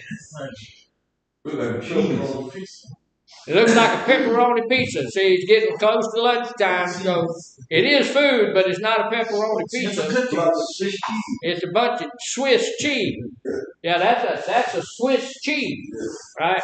All right, so this boundary is a rigid boundary. That's the next boundary. So a rigid boundary, see, he's got a big old shield up in front of him. He's hiding behind the shield. He's got his hand out saying no. So that's a rigid boundary. What does that mean? It's like your boundary when at your place. No liquor. Yeah, it ain't gonna move. It is not gonna move. That boundary is in place, and it is not gonna move. This is a healthy boundary. And in healthy boundaries, we'll talk about healthy boundaries. That's the kind of boundary we need. We don't need to have a rigid boundary. We don't need to have a porous boundary. We need to have a healthy boundary. So here's the deal. Boundaries are different types. There's a physical boundary. Physical boundaries refer to the personal space and physical touch. Do you have a boundary that involves your area and whether or not somebody can touch you? Yeah, most of us do. Is it okay with you if somebody you ain't never met before comes up and puts their hands on you? I don't think it should be. It's not with me. If I don't know you, don't touch me. I don't know you. I don't know what you've got. I don't know where you've been. I don't know any of that. So I just don't want you to do that. And most people are kind of like that. So physical boundary is like that. Now, if you have a porous physical boundary, if you have a Swiss cheese physical boundary, then you're allowing or you're initiating unwanted touch or physical closeness. You're just allowing anybody to do anything. You ever noticed anybody like that? Have you ever known anybody like that? They have no boundaries at all, it seems. They're going to run off. They're going to tell you something. A lot of the time, people with real porous boundaries are going to tell you personal stuff that you don't want to know. That too much information thing? That's where these people live. They're going to anything when you're talking to them, they're going to tell you stuff that you really don't want to know. Ain't going to help you. TMI. Don't want to know about that. Don't really care about that.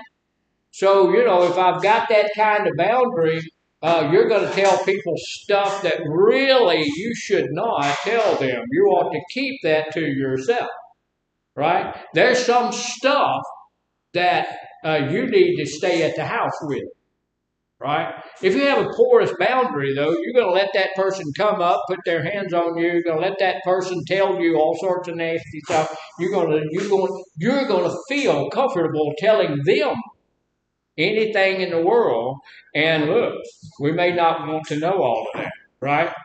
So physically, if somebody has a porous boundary, they're going to be just open to any kind of physical anything. And that can be dangerous, right? Can be. It can be. So what if you have a rigid boundary? A physical, rigid boundary. What's that like? What is it? Nothing's getting through that. Nothing's getting through it. Never allowing or initiating appropriate touch or physical closeness. What is appropriate touch or physical closeness? What do you think would be appropriate? Say it again. Handshake. Yeah, handshakes. That's almost always appropriate. Sometimes hugging is appropriate. Letting somebody get close enough to whisper something in your ear or something like that is appropriate, as long as whatever's being whispered in your ear is appropriate. But rigid says, I'm never. Two of the words that we don't use a lot, or we should use a lot, especially in our recovery, is never and always.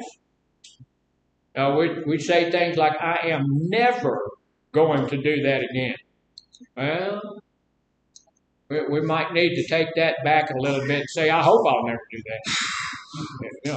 Or you always. No, you don't always. That's never true. You use the word always. Because if you tell somebody, you always say that. No, they don't. If you'll look back in their history, no, they don't. So. This is a saying that say never say never. Yeah.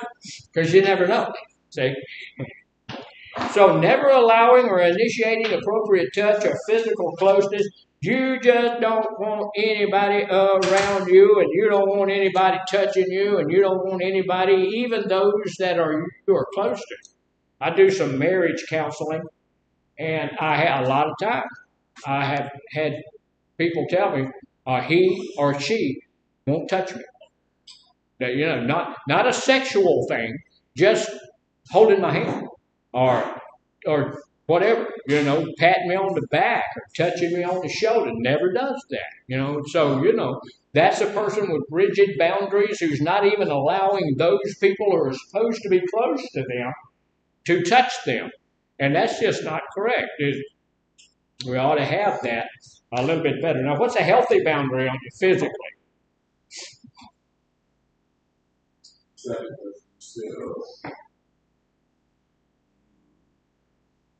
You say in church?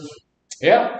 There are some people that I want to be near me. There are some people that can hug me when they want to, right? And all of that stuff. So a healthy boundary is allowing or initiating appropriate touch or physical contact or closeness. So, it's appropriate, like we do it in here, shaking hands. That's appropriate. What do you do once you shake somebody's hand? What do you do if you shake 3 or 4 or 5 people's hands? You wash your hands. Is that disrespectful? Now, if you shake somebody's hand and you go, eee, and you walk off and you get the stuff over there and you put some gasoline and all of that on your hands and all of that. That might be a little bit disrespectful, but if you come in and you shake 5 or 6 people's hands, you should go wash your hands. It's not disrespectful. There's diseases out there that you don't know about, but that's still a healthy boundary, right? I am allowing people who are close to me to get close to me. That's what the term means. When I say that person is close to me, that means that that person has the right to be close to me physically, right? So, and it's even healthier to wash your hands. And the person that you're shaking hands with should reciprocate. They should go wash their hands as well, right? So, so that's a good, healthy physical boundary. Should we have that good, healthy physical boundary in place? Yeah, we should take a look at our boundaries physically. And that's the first one we talk about because that's the one I can see. That's the one that's going to be more, what's the word? Tangible. What is it? Tangible. Tangible. That's a good word. That's the one that's going to be more tangible. That's the one I'm going to be able to see. That's the one everybody else is going to be able to see. You know, if somebody has designs on you, they watch and they see that you allow somebody else to do all of this stuff, they're going to come do it themselves. And if you allow that person, you're more likely to allow this person. So I've got good physical boundaries. I had I've had guys in here want to shake my hand. I shake hands with anybody that's in here, because I respect everybody that's in here, honor everybody for doing what they're doing in here. But I'm going to wash my hands after that. So if that insults you or, embarrasses you or any of that kind of stuff, just go wash your hands too and we'll be even. Right? And be all right. So that's a good, healthy boundary. A good, healthy boundary. So I met with someone this morning who told me that they felt like they might have the COVID. Because they had this hurting and that hurting and this hurting, their feet stunk and all of this kind of stuff, just not feeling good at all. Okay. You going to shake hands with that person? I don't think so. Maybe not. Maybe not. But if you do, then what are you going to do? You're going to get the gasoline and you're going to wash your hands. And it's not disrespectful. It's also not, if someone is physically ill and it is demonstrative that you can see that they are physically ill, then it's okay to tell them, okay, no, Most of the time, if I'm sick, if I've got the creeping crud or the galloping whatever, I'm not going to reach my hand out to shake somebody else's hand, right? Because I know. And is that respectful? Yes. Yeah. Y'all miss that counselor lady just walked through here, disrupted the whole group. But what did she do? Anybody notice what she did? She walked through. She put some of that that antibiotic soap on her hand. She washed her hands. She cleaned her hands as she walked through. Is that a good idea? Is that a healthy boundary? Absolutely. I don't want to get sick. I don't want her to get sick. I don't want anybody else to get sick. So, if we wash our hands, then that's a good way to keep us from all getting sick, and it keeps that boundary in place. Right? Right. Okay. Yeah. All right. Here she comes again. She went the other way. All right. So look, here's the thing too. We all have emotional boundaries. We have physical boundaries, and those you can see a whole lot easier than you can see the emotional boundaries, because where do we put the emotional boundaries? Where are they? They're more in here, right? They're inside. The physical boundaries are out here. You can see that. And you can see, look, if somebody comes up and they step up close to right up in my face and stuff, I'm going to step back one step. Right? What happens if they step forward a step to get back in that 2-foot spot there? What am I going to do? Step back. I'm going to step back again. What if they do it again? Time to do this. Time to do that. You're inside my little bubble here. Don't follow me when I step back. You know, a lot of people don't know. When you're stepping back, they're just stepping forward to be with you. That's where they're comfortable with being. But if I'm not comfortable with you being there, I'm going to tell you that, right? But emotionally, it's inside, and you can't see that because that, you know, we touch right here, but it's actually right here, right? Our emotions are in our mind. Okay, so here's the deal: emotion. Uh, when we talk about emotional boundaries, we're talking about our feelings, right? What I feel about something. So if I have a porous emotional boundary, what am I liable to do? Anything. I'm going to share what? Anything and everything. Too much information. I'm going to tell you everything. And I'm going to tell you, I've been in that situation where, you know, I'm a counselor. I've had people sit down and I say, you know, something about this. I'm also a pastor. And both of those positions demand confidentiality. You come to my office at church, you can tell me anything you want to tell me. I ain't going to ever go out that building. Can't. That's between you, me, and God. It ain't going to go any farther than that. Now, if you come in there and you tell me I'm going to murder my mama when I leave from here, am I going to tell somebody? Yeah. Yeah. By state law, counselors and pastors and everybody else are required to report if you're going to kill somebody, and that killing somebody means yourself. If you come in there and say, well, I'm done, I'm gone, I'm going to crocify myself this afternoon at 2 o'clock, they're going to be police at your house. I ain't going to let you crocify yourself on my watch if I can keep from having it. But people with porous boundaries are going to tell you things you really don't want to know, right? And they shouldn't. They shouldn't be telling you those things. It says, look, these people with porous boundaries are going to be oversharing, taking on too much of somebody else's emotions. So it goes both ways. This person is going to pour out every bit of their emotion. They're going to let me know everything about that. And then the counselor who has porous boundaries are going to do the same thing. They're going to take on all of those emotions for themselves, and that's called transference, and I'm not going to do that. Because if I take on all of your emotions when I walk out of that session, I'm going to feel worse than you do. And if you see, look, that you have that one issue, I've seen 20 people that day, so suddenly I have 20 issues. So you can't do that. So what about if they have a rigid boundary? Tell you anything. Say it again? They're not going to tell you anything. Not going to tell you anything? No.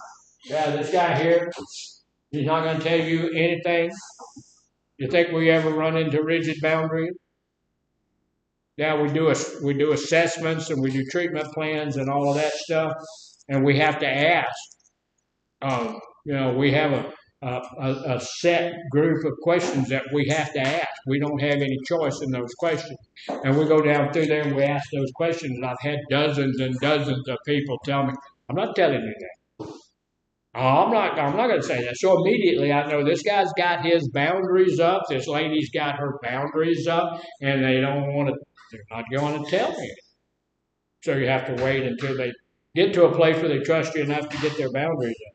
So here's the deal about those who have rigid boundaries. They never share their emotions. They never tell anybody that anything's wrong. They never say they're scared. They never say they're angry. They never say that their feelings are hurt. They never say any of those things. They're not going to let you know. Doesn't matter. They have their boundaries up. So they're never attending to those of others either. A person with rigid boundary doesn't care what your feelings are either. Now weird. They're not going to show any of their feelings. I got my feelings hurt because I got Y'all ever had a hair on your tongue? Yeah. Yeah, that's I don't know where it came from. I hope it ain't yours, but if it is, if I can find it, I'm gonna give it back. That's not a healthy balance. That's not a healthy balance. That was pretty porous right there. I don't know where that thing was. So what about a healthy boundary when we're talking about our emotions? What would be a healthy boundary? The hugging and the handshaking. Also, look here, sharing. In this group, we sometimes do that. Sometimes we show healthy boundaries. Because I will tell you if you hurt my feelings.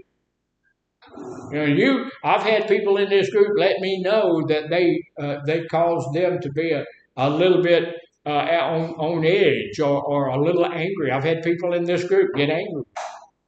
I've had people in this group meet me in the back hallway. He ain't no more. Thank God. But he made me the back, and he shared with me that I had embarrassed him, right? And so that was good. That was healthy boundaries. That was each of us telling the other, okay, this is how I felt, and this is how I felt. So, he was telling me his feelings, and I was not taking on his feelings, but acknowledging his feelings as being valid, right? So if I say something, do something that embarrasses you, is that valid on your part? So if you have your boundaries in place, what should you do with that? If you have healthy boundaries, you should come and tell me that. Right? And it's okay to raise your hand in group and say, hey, you know what? That kind of seems a little too personal, right? That's a little too personal to be saying that in group. Okay, so that shows I have a healthy boundary, right? So if I say something that hurts somebody's feeling, but you don't say anything about it, what kind of boundary do you have? What is it? Multiple? Emotional? Yeah, but what type of boundary? Porous. If you don't say, if I tell you something, it hurts your feelings, and you don't say anything, that's more like a rigid boundary, isn't it? It's just rigid. I'm just not going to say anything. I'm going to keep it to myself. I'm going to hide it down in my heart. I'm going to hate him from afar. And I ain't going to say it. Now, if you got porous boundaries, you're going to start crying and mucus is going to start flowing, and you're going to start, and then you'll start hollering and screaming, and you'll get angry and all of that kind of stuff if your emotions are porous. Good, healthy one. You raise your hand, say, hey, that made me a little angry. Good. All righty then, real quickly. We don't have a lot of time, but we're going to get them done. How about an intellectual boundary? What does that mean? What's an intellectual boundary? That one's a little harder to define, isn't it? That's a little harder to understand. What the heck's an intellectual boundary? That's talking about to my thoughts, to my ideas. I got some pretty good thoughts or ideas, and they come out, and I have to have a boundary that surrounds my thoughts and ideas. Most people look at that and kind of say, well, that doesn't make a lot of sense. But here's the deal. If I have a porous boundary that's around my intellectual boundaries, what does that mean? If it's porous, that means I cave into other people's views or their ideas, and I never have any ideas on my own. I never come up with a good plan.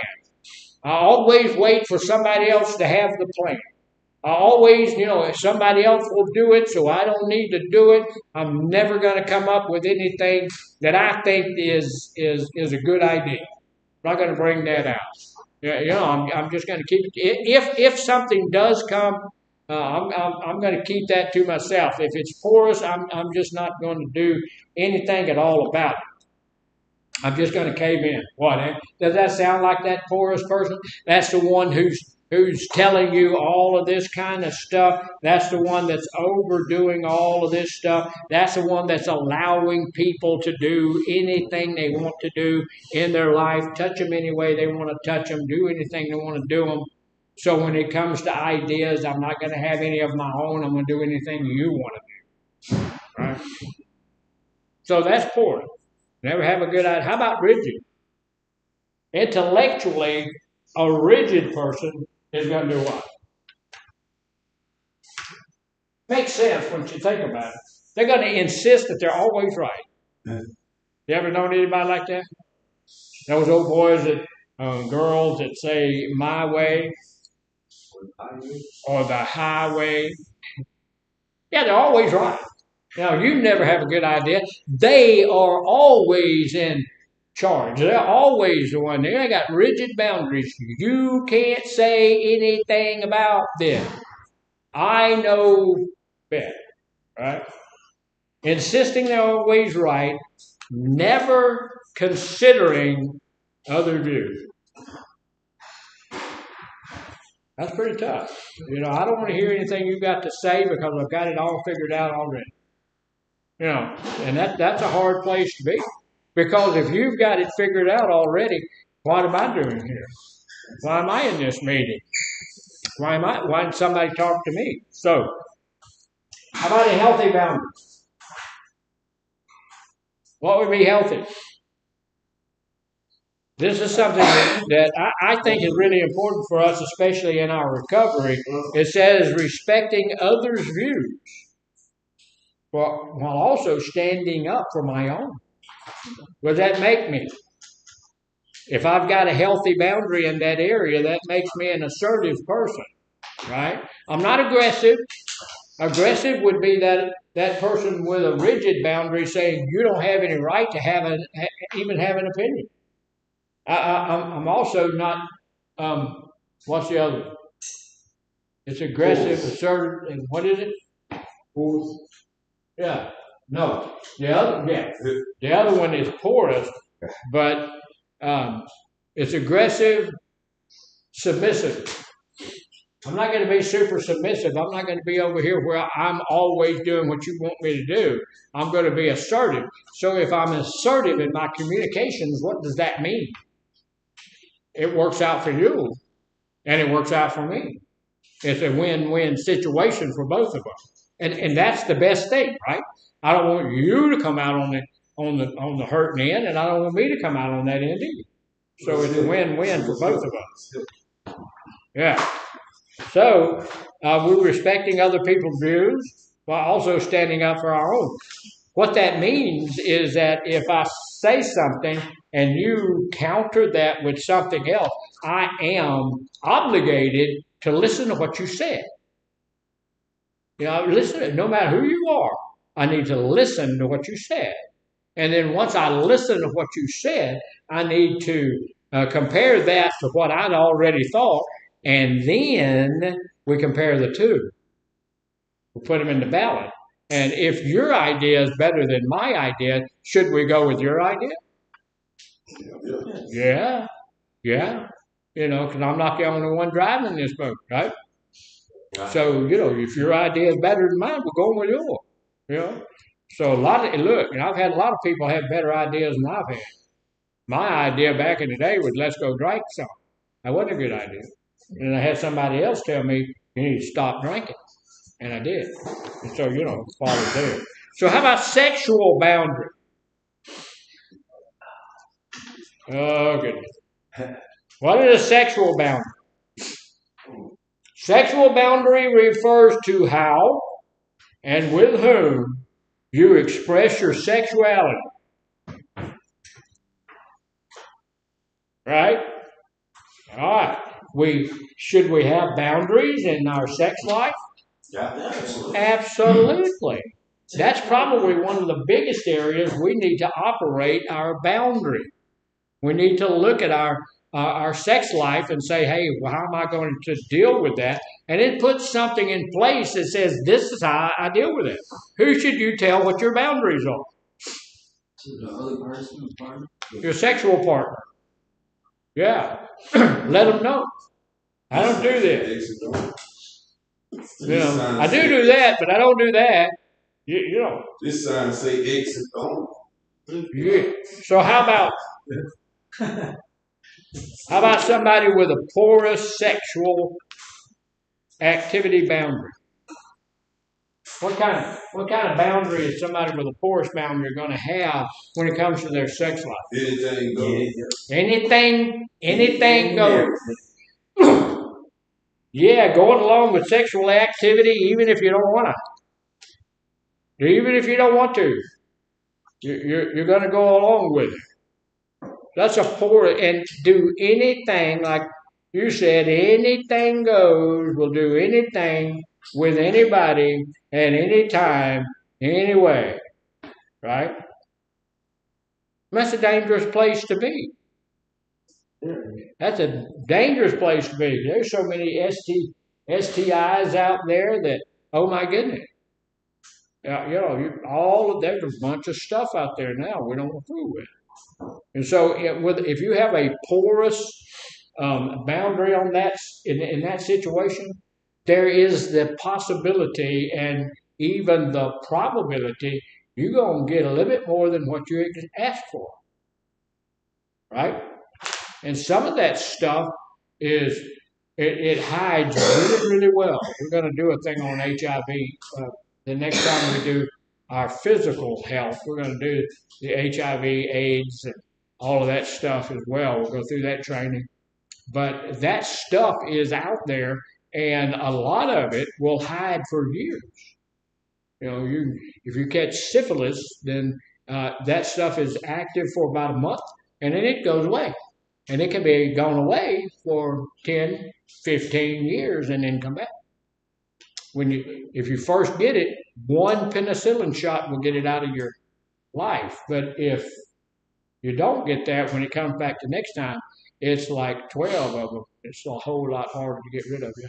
It said ain't no cure. Well, there is a cure for it. It doesn't always go away, but it leaves a small amount of the virus in your body. But it's what's it called? Dormant. It is rendered dormant.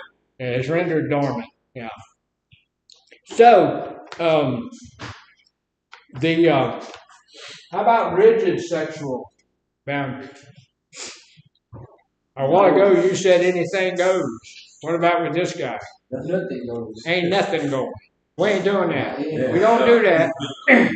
We ain't doing none of that. No, we're not going to do that.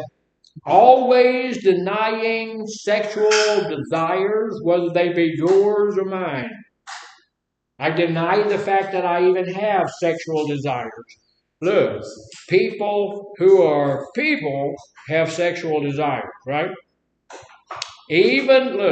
Always denying sexual desires, even when compatible with your personal moral. When you believe in your believer that this is right, but you still deny it and you won't do it, then that is a very rigid sexual boundary. What's a healthy sexual boundary?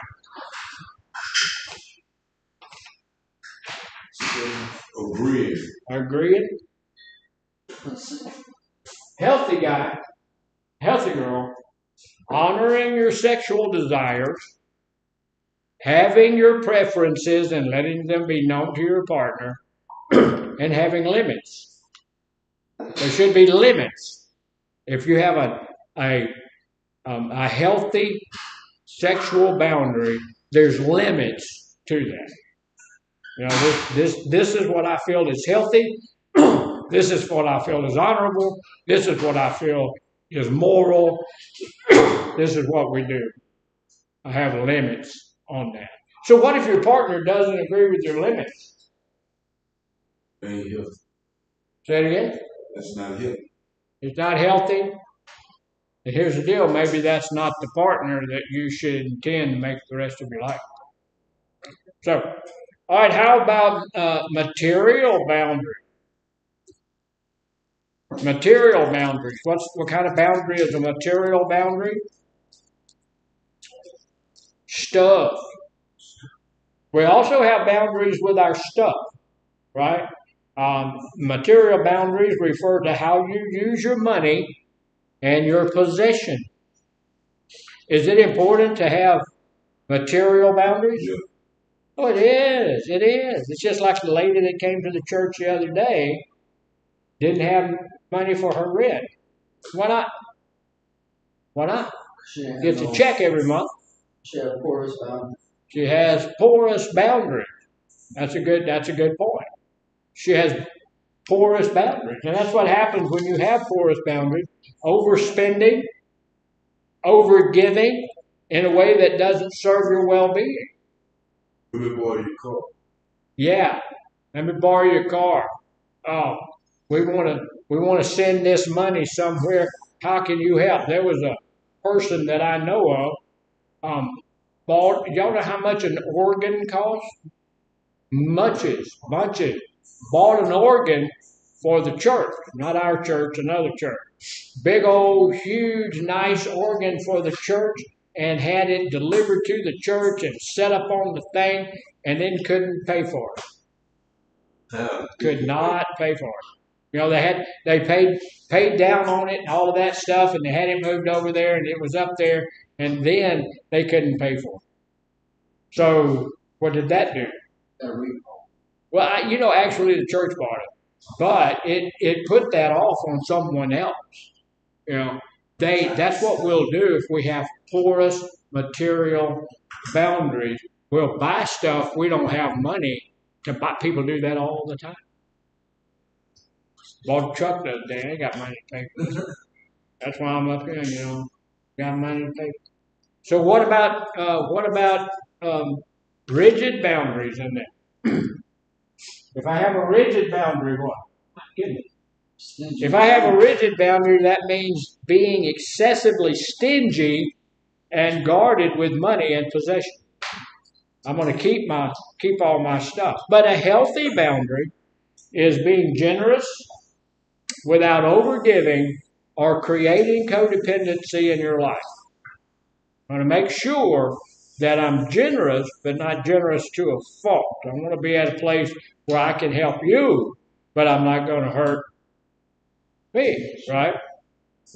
I want to be able to make sure you've got groceries for this week, but I'll still be able to pay my rent, right? All right, then there's time boundaries, which we got 1 minute to tell you what that is. That refers just to how you spend your time. Porous, you're going to waste times on things that don't matter or allowing others to dictate your schedule, like people in the class over at North right now are doing puzzles.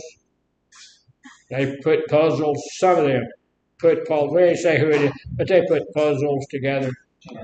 Rigid boundary is never being flexible, never being spontaneous. You got everything figured out. You ain't going to vary from that. But healthy boundaries in that area is devoting enough time to the things that are important to you. There's some serious stuff that's important to you, but there's also going to the beach from time to time, right? Got to have some spontaneity. You guys did really well today. I appreciate all of that. We'll push you up, give you positive affirmations for that. Thank you for getting the book and bringing it to class. And we will begin again on Monday. Thank you, folks.